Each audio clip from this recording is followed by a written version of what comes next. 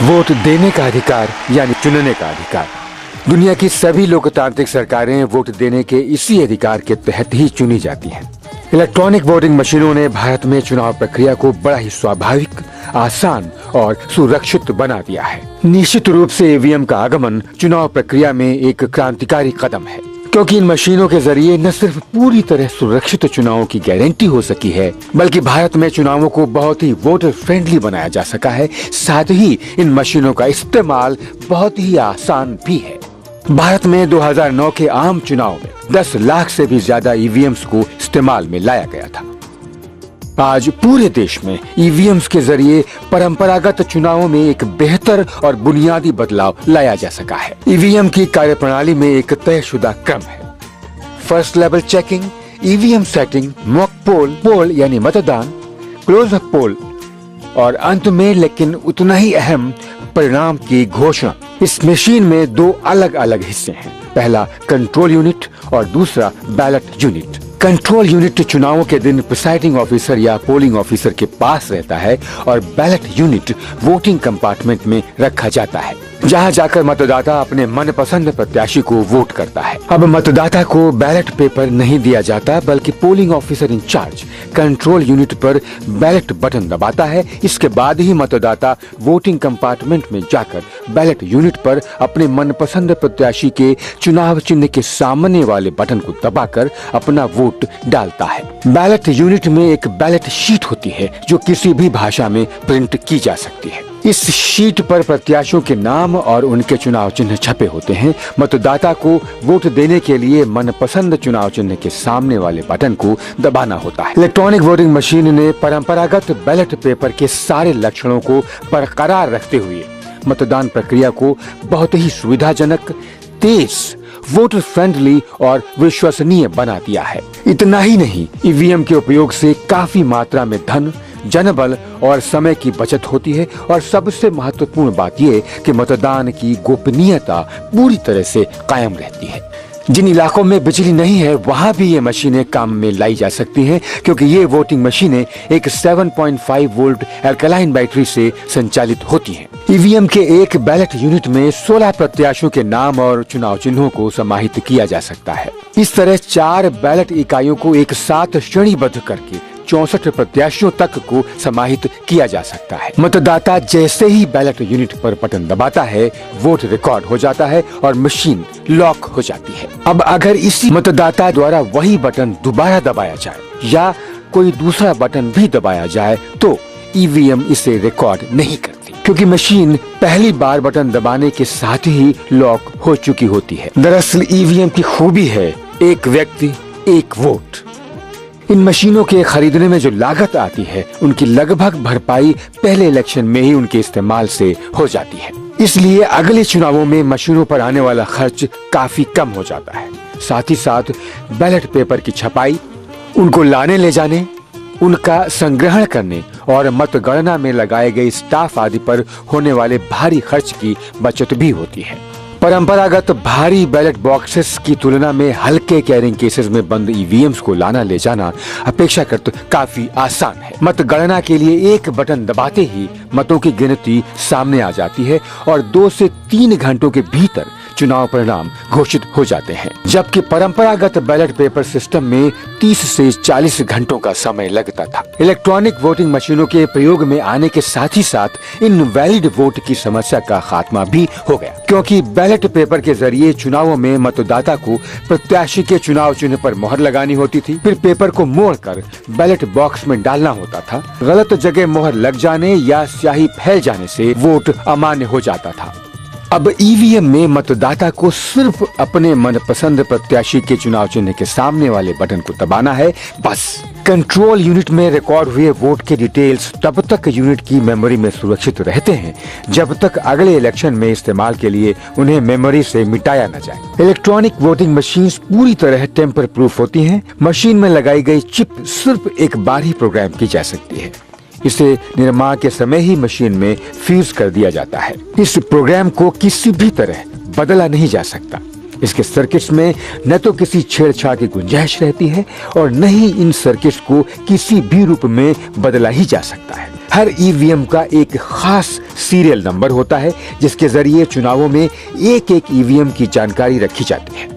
Machine में vote डालने के समय और तारीख के डिटेल्स भी रिकॉर्ड हो जाते हैं और ऐसे 1000 डाले गए मतों के डिटेल्स मशीन में दर्ज होकर सुरक्षित रहते हैं। इन ईवीएम्स का निर्माण पूरी तरह स्वचालित मशीनों पर होता है। आइए एक नजर डालते हैं। प्रिंटेड सर्किट बोर्ड यानी पीसीबी, इनके निर्माण के बाद 100% पीसीबीज को थर्मल शॉक और वाइब्रेशन से गुजारा जाता है। इस परीक्षण के बाद सभी पीसीबीज की फिर से जांच करके ईवीएम्स को कैरिंग केसेस में रख दिया जाता है। कैरिंग केस समेत इन ईवीएम्स को बड़े बड़े बक्सों में रखकर जरूरत और मांग के हिसाब से अलग अलग प्रदेशों में भेज दिया जाता है।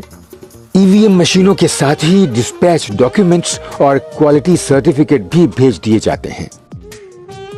ये मशीनें जब प्रदेश में पहुंचती हैं तो इलेक्शन कमीशन ऑफ इंडिया द्वारा निर्धारित गाइडलाइंस के तहत ईवीएम्स से संबंधित रिकॉर्ड्स को अपडेट कर लिया जाता है। यहाँ पर एक बार फिर सभी मशीनों की जांच करके ये सुनिश्चित कर लिया जाता है कि ये मशीनें सुचारू रूप से काम कर रही हैं।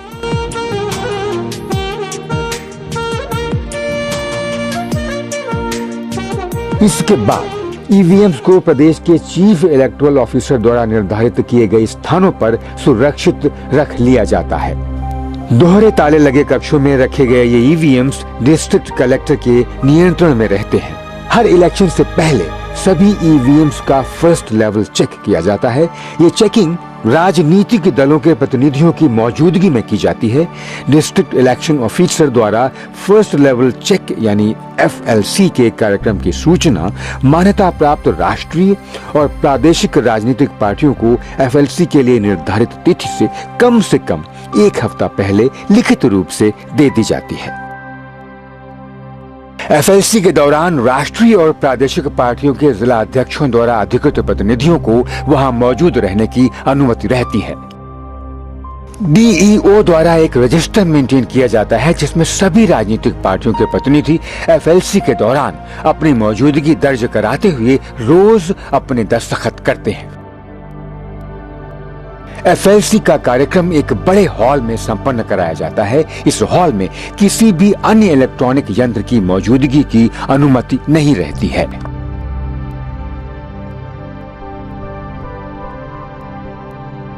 इलेक्शन ऑफिसर द्वारा जारी किए गए पहचान पत्र को दिखाकर ही इस हॉल में प्रवेश पाया जा सकता है। यहाँ मोबाइल फोन, कैमरा वगैरह कोई भी इलेक्ट्रॉनिक यंत्र लाने की इजाजत नहीं रहती।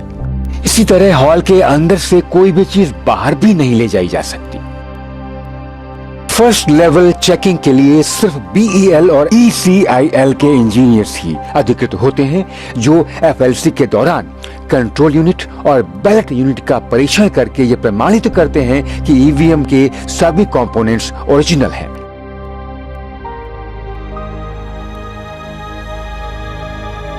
मॉक पोल के दौरान 10% ईवीएम्स में कम से कम 1000 वोट डाले जाते हैं।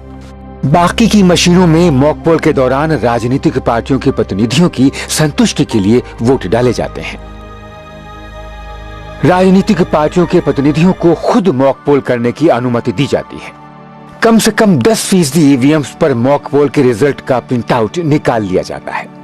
साथ ही मॉक पोल के दौरान डाले गए हर वोट का प्रिंट आउट भी निकाल लिया जाता है और प्रतिनिधियों को दिखा दिया जाता है। राजनीतिक पार्टियों के ये प्रतिनिधि मॉक पोल के लिए रैंडम बेसिस पर ईवीएम्स चुन सकते हैं। इसके बाद सिक्योरिटी प्रेस नासिक, जो करेंसी नोट भी छापती है, के द्वारा सप्लाई की गई पिंक पेपर सील से कंट्रोल यूनिट को राजनीतिक पार्टियों की प्रतिनिधियों की मौजूदगी में सील कर दिया जाता है। ये pink paper seal control unit पर कैंडिडेट सेट सेक्शन और रिजल्ट सेक्शन के बीच वाले हिस्से में लगाई जाती है। इस सील पर राजनीतिक पार्टियों के प्रतिनिधियों के हस्ताक्षर ले लिए जाते हैं।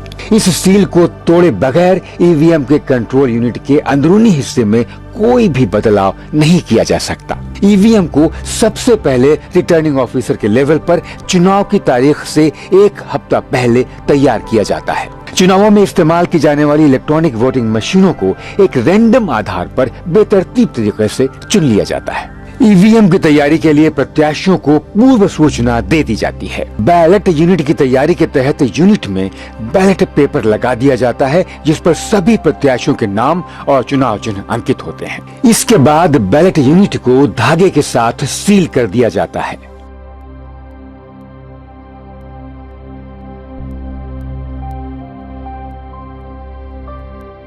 प्रत्याशियों के या उनके प्रतिनिधियों के हस्ताक्षर इस पिंक पेपर सील पर ले लिए जाते हैं और इसके बाद इस पिंक पेपर सील को बैलेट यूनिट पर सील कर दिया जाता है। अब बिना इस सील को तोड़े ईवीएम की बैलेट यूनिट के अंदरूनी हिस्से में कोई भी छेड़छाड़ नहीं की जा सकती।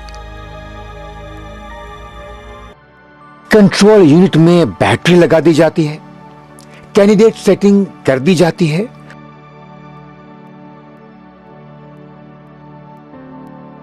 और बैटरी सेक्शन को सील कर दिया जाता है। सभी प्रत्याशियों को ईवीएम की तैयारी के बारे में पूर्व सूचना दे दी जाती है और तैयारी की पूरी प्रक्रिया प्रत्याशी या उसके एजेंट की मौजूदगी में ही की जाती है। बैलेट यूनिट या कंट्रोल यूनिट के बैटरी सेक्शन को सील करते वक्त प्रत्याशी या उसके एजेंट को यह अनुमति रहती है कि वो अपनी सील वहां लगा सके। इस सील को तोड़े बिना कोई भी चुनाव में हिस्सा ले रहे प्रत्याशियों की संख्या में बदलाव नहीं कर सकता। रिटर्निंग ऑफिसर द्वारा ईवीएम की तैयारी के बाद 10% ईवीएम को दोबारा प्रत्याशी या उसके एजेंट के द्वारा रैंडम आधार पर चुन लिया जाता है और फिर से वोट डालकर नतीजे को चेक कर लिया जाता है। इसके लिए 1000 वोट डाले जाते हैं। क्रमवार इसका प्रिंट आउट ले लिया जाता है और नतीजों को राजनीतिक पार्टियों के प्रतिनिधियों को दिखा दिया जाता है। इस पूरी प्रक्रिया के बाद ईवीएम्स को सील्ड स्ट्रांग रूम्स में रखा जाता है। चुनाव के दिन इन ईवीएम्स को पोलिंग बूथ पर भेज दिया जाता है। चुनाव के दिन पोलिंग शुरू होने से पहले हर पोलिंग स्टेशन पर फिर एक मॉक पोल किया जाता है, जिसमें प्रत्याशी के एजेंट को अपने कैंडिडेट के लिए वोट करने को कहा जाता है और नतीजे को चेक करके एजेंट को दिखा दिया जाता है ताकि ये सुनिश्चित किया जा सके कि एजेंट द्वारा डाला गया वोट सही ढंग से अंकित हुआ है।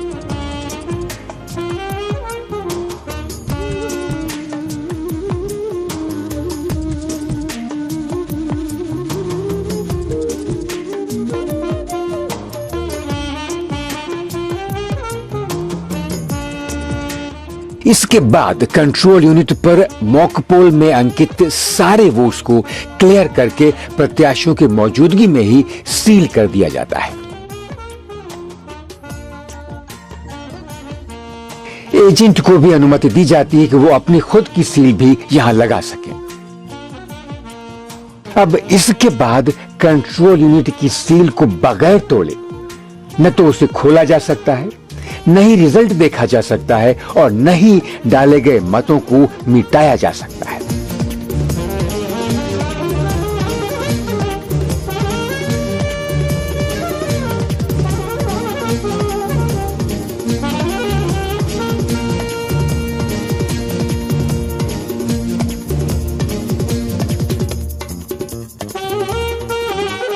आइए एक सामान्य वोटिंग सीक्वेंस पर नजर डाल ली जाए। मतदाताओं की मतदाता सूची के तहत पहचान सुनिश्चित की जाती है। अमिट स्याही का निशान लगाया जाता है।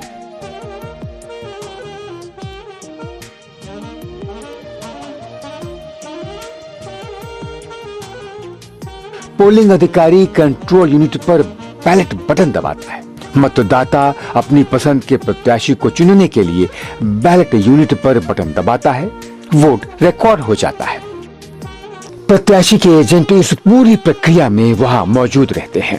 पोल की समाप्ति पर कंट्रोल यूनिट पर क्लोज बटन दबाकर मतदान को बंद कर दिया जाता है। इसके बाद अब कोई भी वोट मशीन में रिकॉर्ड नहीं हो सकता। कंट्रोल यूनिट और बैलेट यूनिट अपने अपने कैरिंग केसेस में रख दिए जाते हैं और ये केसेस भी सील कर दिए जाते हैं।